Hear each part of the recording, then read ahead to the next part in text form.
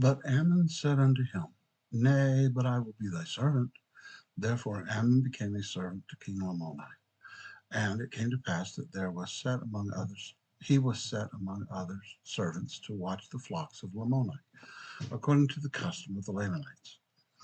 And after he had been in the service of the king 3 days, as he was with the Lamanitish servants going forth with their flocks to the place of water, which was called the waters of Sebus, and all the Lamanites drive their flocks hither, that they may have water.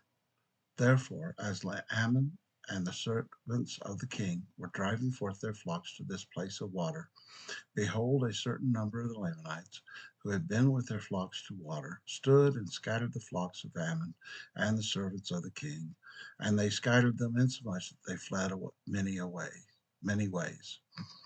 Now the servants of the king began to murmur, saying, Now the king will slay us, as he has our brethren, because their flocks were scattered by the wickedness of these men.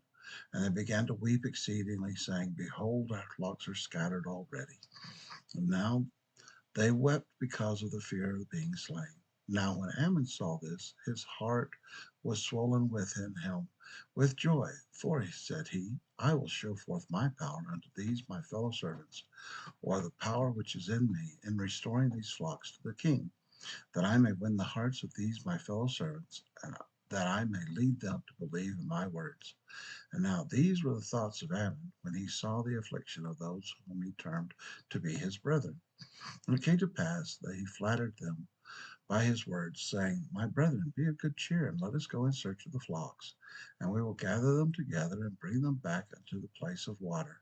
And thus we will preserve the flocks unto the king, and he will not slay us. And it came to pass that they went in search of the flocks, and they did follow Ammon.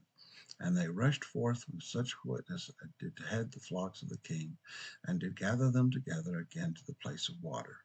And those men stood to gather their flocks, and those men again stood to scatter their flocks. But Ammon said unto his brethren, Encircle the flocks round about, that they flee not. And I will go and contend with these men who do scatter our flocks. Therefore they did as Ammon commanded them, and he went forth and stood to contend with those who stood by the waters of Sebus, and they were in number not a few. Therefore they did not fear Ammon, for they supposed that one of their men could slay him according to their pleasure. For they knew not that the Lord had promised Mosiah that he could deliver his sons out of their hands. Neither did they know anything concerning the Lord.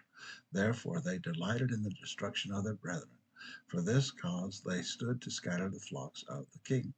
But Ammon stood forth and began to cast stones at them with his sling. Yea, with mighty power he did sling stones amongst them. And thus he slew a certain number of them, insomuch that they began to be astonished at his power. Nevertheless, they were angry because of the slain of their brethren, and they were determined that he should fall.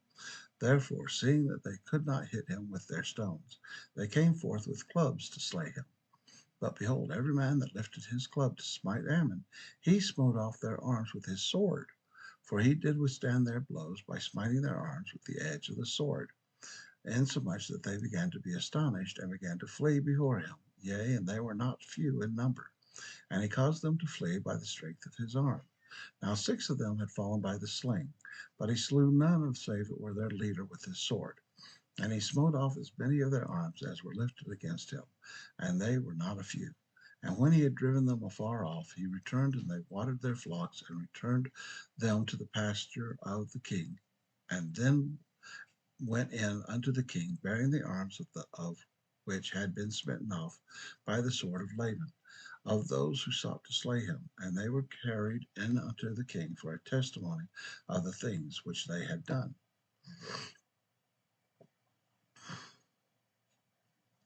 Now, chapter 18.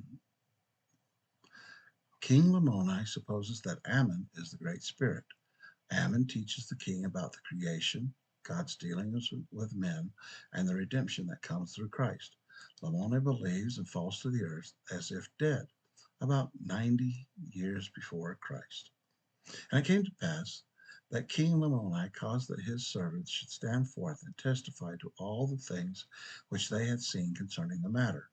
And when they had all testified to the things which they had seen, and he had learned of the faithfulness of Ammon in preserving his flocks, and also of his great power in contending against those who had sought to slay him, he was astonished exceedingly, and said, Surely this is more than a man. Behold, is not this the great Spirit who doth send such great punishments upon this people because of their murders? And they answered the king and said, Whether he be the great spirit or a man, we know not, but this much we do know, that he cannot be slain by the enemies of the king. Neither can they scatter the king's flocks when he is with us, because of his expertness and great strength. Therefore we know that he is a friend to the king. Now, O king, we do not believe that a man has such great power, for we know he cannot be slain.